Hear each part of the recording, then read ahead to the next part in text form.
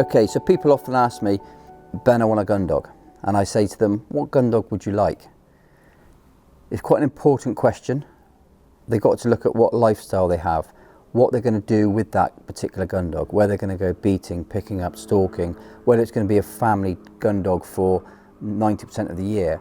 So it's really important to look at what breed suits you, to research that breed as much as possible, to work out whether that breed will suit your family and your lifestyle and what training you can give that dog, so you can advance that dog and give it the best possible life with you and your family. So for me, my favourite breeds, and I suppose the most popular breeds in the gundog world, would be Springers, Cockers and Labradors. And all the retriever breeds. Now there's HPRs as well, but they're obviously a smaller gene pool and a lot less people have them and train them as gundogs. But they are still fantastic dogs. Springers, Cockers and Labs, gene pools are really good, really strong. Generations and generations of quality bred dogs with great trainability and proven track records. So really important to research that first and make sure that when you're getting one of those breeds, it's got a 5-generation pedigree, it's fully health tested. So you know you're getting proven stock with proven trainability and proven temperaments. If you wanted to, you're doing lots of walking, family walks, you're going beating on the local shoot, then a Springer or a Cocker would be ideal because it suits that type of environment. Beating in the beating line, back of the beater's truck, they're not really afraid of anything, they just get on with their job and they absolutely love and adore that to work like that. Also great family pets for walking up in the hills, walking on the beach, all those things are fantastic. When you're looking for a bit more of a laid back dog, you want to do a bit of picking up, a bit of a peg dog, family dog, down the pub, a dog to relax a little bit more with you at home, then a Labrador to me is the ultimate family gundog. So I quite often get asked, what is the best, a dog or a bitch? I am actually primarily a bitch person.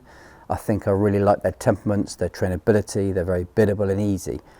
But if I had to have one dog that I could take out 365 days of the year and it didn't ruin my days shooting or weeks shooting I booked because it comes in season, then I would choose a male dog because I know I can take that dog out every day of the week, irrespective of what dates I've booked shooting or dates I've booked to go picking up.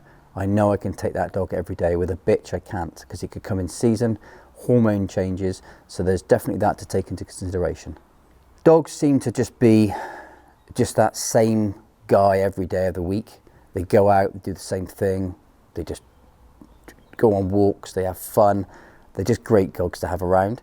They can also be a bit challenging and a bit dominant at times if not trained correctly. Bitches easier, nicer temperaments, a bit more biddable, a bit softer,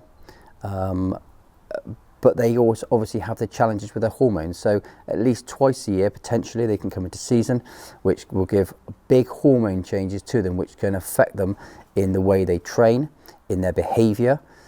So that's definitely one to consider if you are thinking of a bitch. Okay, if you're bringing another dog into the household and you've got a dog already, a male dog, is that male dog intact? What's his temperament like? Is he quite a dominant dog? If he is a dominant dog and quite a challenging dog, then bringing another dog in can make that slightly worse potentially. Again, with the wrong type of training, and the right training can help, but it also can be quite challenging having two dominant dogs in that same household. When you bring a bitch in with a dog, obviously you've got the issues if the dog is not neutered and the bitch is not spayed, you've got that issue. But a bitch and dog tend to be less challenging and get on better in my experiences. If you're a first time gundog owner and you're looking to find a gundog, where do you look? To me, the internet is a big marketplace, but I personally would recommend that you would go maybe to the kennel club and look at their breeder search for that particular breed, and you will know then that what you're buying is a kennel club registered Springer, Cocker, Lab or Gundog.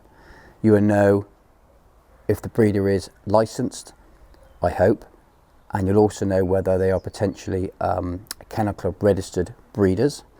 If they are, then that's all positive, because you've got to pass criteria to be an assured breeder with the Kennel Club. You also get to understand if they've got their health checks, their coefficiencies, all the health issues that potentially for that breed, you will be able to check whether that dog has passed those with the Kennel Club website details. And one thing, as we've seen today with my dogs particularly, from day one I'm handling them. And every time I handled that dog today, the puppies, myself, my wife handled them, they just relaxed in our hands. From 3 weeks to 6 weeks, they've been fed. They've been fed and interacted with us, interacted with other dogs. They've got used to us. We've sown lots of seeds in their training, even at that 3 to 6 weeks old. We've got another 2 weeks before they go to their new homes. And in that 2-week period, we'll be sowing even more seeds to help that transition from house training to recall to bonding with me and other dogs. So it's so important to choose the right breeder and ask that breeder, what do you do with them from 3 weeks onward? Can you tell me that, please? What do you do from 6 weeks onwards? Can you give us some examples of what you do?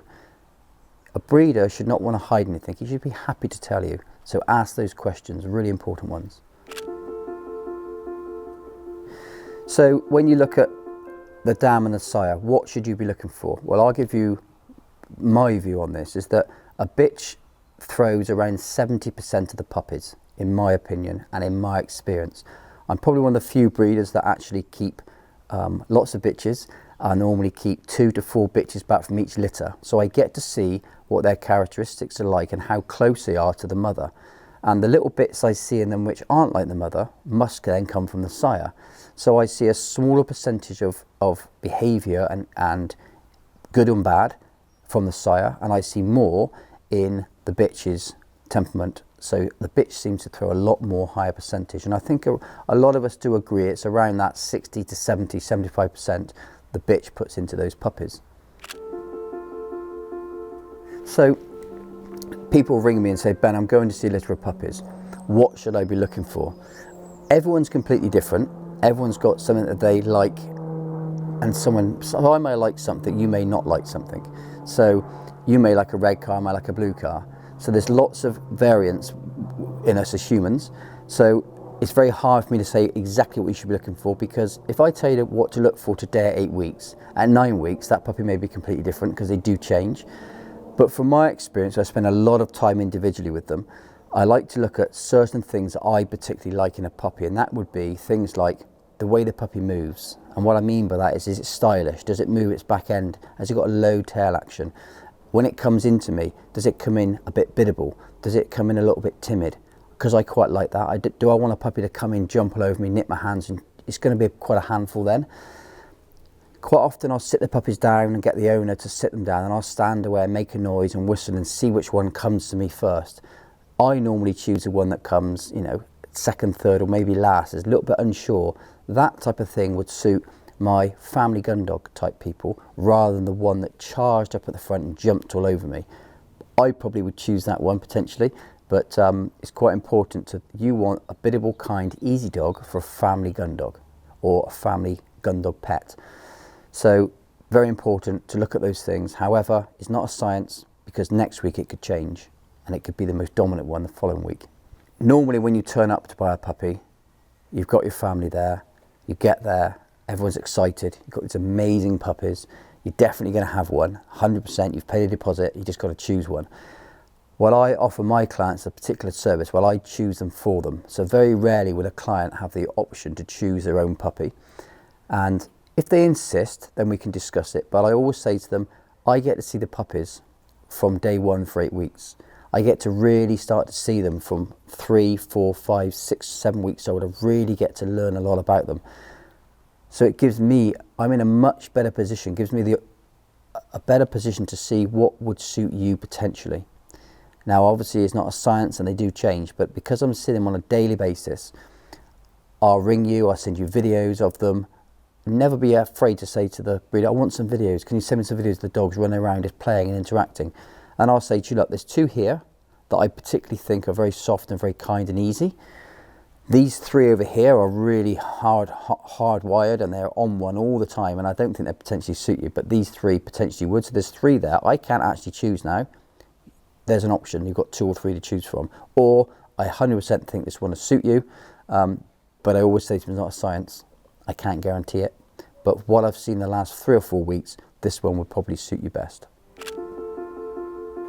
Okay, so what should you be looking for from the breeder in terms of the health of the puppies? Are they healthy? Do they look good? Have they got shiny coats? They've got bright eyes? Are they confident on their feet? They're running around? You should know all this before you get there, because you should have had videos, you should have all the breeding, you should have interacted a fair bit with the breeder in terms of, like I say, videos, pictures, breeding lines. You should know all about that, and the research should have been done. You should not go blind to see a litter of puppies. If it's last minute and you've got to go and see them, then don't go last minute. Give it a couple of days, get the videos, get the footage, get the pedigrees, research it as much as you can before you get there. But if you do go and you're in that situation, go there and spend as much time as you can with them. Ask to see the mother, ask to see the mother's temperament, what's she like with the owner? Is she frightened of him? Is she happy with him? Does she go out in the garden and play, and will she listen to him? Does she react with him and connect with him? Quite important, because remember, 70% plus of the bitch in the puppies.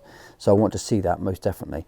And then I'll look at the puppies individually. And remember, when you're buying a puppy, a huge percentage of those puppies, if not all of them, should have been fully vet checked and had the first vaccination. So they should have just had their vet check, had their first vaccination, been microchipped just before you collect them. So they've had a professional with years and years of experience looking over those puppies before you buy them. My puppies and most breeders will all be vaccinated around that 7.5, 8 weeks just before they go. Obviously 8 weeks and 12 weeks is mostly more common, but you can't have it vaccinated the day they go. So I always do it 1 or 2 days before they leave, and you can have it from 7 weeks anyway, most vets would do. So you get them vaccinated, you get them microchipped, they're fully vaccinated at 12 weeks old. So remember, the first 4 weeks you've got to go super careful where you take it. Don't go take it out into parks, where there's other dogs around. Obviously, if you've got vaccinated dogs at home, then that's fine, but you still just go super careful for that first 4 weeks. Before the puppy comes home, if you've got a family, the most important thing to do is training research. And I created a system called the BG Foundations, which is used now globally by thousands of people every day with my Gundog app. And this is about creating the right environment for you and your family to train in. Everyone's reading off the same hymn sheet. Everyone's got the systems. Everyone's got the same commands. It's so important. Before the puppy comes home, I always recommend to my clients, 1 month before your puppy comes, I need you to be subscribed or buying into my BG Foundations. So the whole family for 1 month are super excited to get this new puppy. You're understanding what is required of you as a family to do with this puppy in terms of crate training. How are you going to crate train? Where are you going to put the crate? Are you going to put the crate covered? Are you going to put it in a quiet, calm place? Is a crate going to be a place where the puppy wants to visit and go regularly? How do we create that? Of course we can create that with the right environment and the right training. And then when we get the puppy home, it's settling it into the family. All the family have bought into the commands, what we're going to use, and we start that around every single feed time. We've got 3 to 4 feed time training opportunities per day to teach the dog to sit, teach the dog recall, teach it to go left and right, teach it to sit patiently, teach it to go forwards and backwards, and directional work. We can start incorporating the word leave, in, and probably one of the most important things that a lot of people miss out is how do you teach a dog to toilet train. Toilet training is really important. The last thing you want to do is come down to wet crates and wet floors and mess on the floor in the morning. So creating that system where the dog is taken out regularly to a specific area, taken out, given the toilet command, goes to the toilet, walks back into the house and relaxes, is so important to have that routine every day.